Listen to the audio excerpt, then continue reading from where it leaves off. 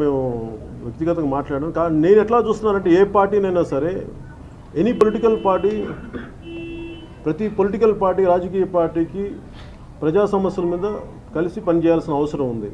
కాకపోతే విధి విధానాలను తేడా తప్ప అందరూ ఏ పార్టీ కూడా మీరు ఎందుకు చేయరంటే అందరూ కూడా ఈరోజు చేనేత సమస్యలని అన్ని పార్టీలకి అవగాహన ఉంది చేయాలని చెప్పేసి, కానీ ఎవరెవరి పద్ధతిలో వాళ్ళు చేస్తారు. అలాగే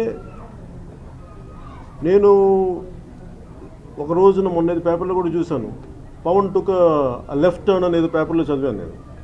for me it is neither left or not right. For me it is ఏదైతే సరైన విధానం, మధ్య విధానం ఒకటి ఉంటుంది. అవసరమైనప్పుడు ప్రజా సమస్యల కోసం, ప్రజావాటి కోసం నేను ఎవరెవరితో ఆ పరిస్థితుల తగ్గట్టుగా నేను చేయగలుగుతాను. అంతేగాని నాకు, ఎందుకంటే నాకు అల్టిమేట్గా నాకు ప్రజల పక్షం తప్ప నేను ఏ పార్టీ పక్షం కాదు.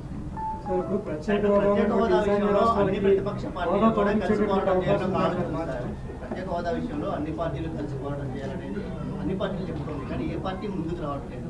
మీరు ఏమన్నా అన్నింటినీ కోఆర్డినేట్ చేసి ముందుకు తీసుకెళ్ళి అంటే నేను అన్నింటినీ ముందుకు తీసుకెళ్దామంటే నాకు అంత అనుభవం లేదు. ఎందుకంటే నేను అంత నాకు ఉన్నది చాలా తక్కువ అనుభవం. కానీ అనుభవజ్ఞులు చాలా మంది ఉన్నారు, వాళ్ళు ముందుకు వస్తే నేను దాన్ని బట్టి ఆలోచిస్తాను. వైసీపీ జగన్ కూడా మనం మాట చెప్పారు, అన్ని రాజకీయ పార్టీలు కలిసి పోరాటం చేయాల్సిన అవసరం ఈ విషయంలో. మీకు అట్లాంటి ఆలోచన ఉందా? వాళ్ళు ముందుకు వస్తే వైసీపీతో కలిసి పనిచేసే వైసీపీ ఏ పార్టీ అయినా సరే, ఫర్ మీ నాకు వ్యక్తిగతంగా నాకు ఎవరితోటి నాకు శత్రుత్వం లేదు. నేను ప్రతిసారి అదే చెప్తాను, నాకు వ్యక్తిగతంగా ఎవరితో చేయడానికి నాకు విముఖత లేదు. నాకు ఎవరితో చేయగలను, కానీ ఆ చిత్తశుద్ధితో చేయాలి. నేను అలాంటి వాళ్ళతో చేయడానికి సిద్ధంగా.